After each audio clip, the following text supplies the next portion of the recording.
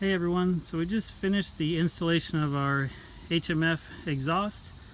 We went with the Titan dual full exhaust. We've had the Titan QS on our other machines, the Rubicon, and love the sound of it. And this exhaust looks good and sounds good as well. Has that deep HMF kind of throaty aggressive sound to it.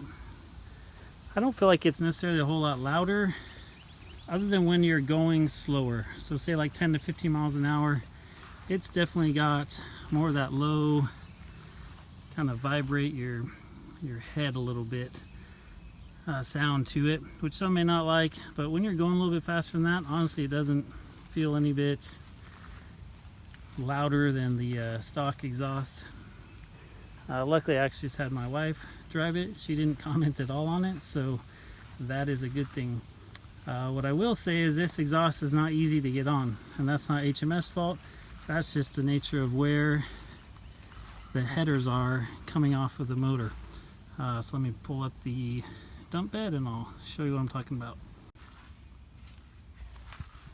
So to get to the headers, you got to go all the way back up and in there, and it's right up against the back of the seat. So what we ended up having to do is remove the seats, remove this, not only the heat shield, but the plastic that's back behind the seat to get back in there. And even after doing all that, you can see back in there, the header's back in there.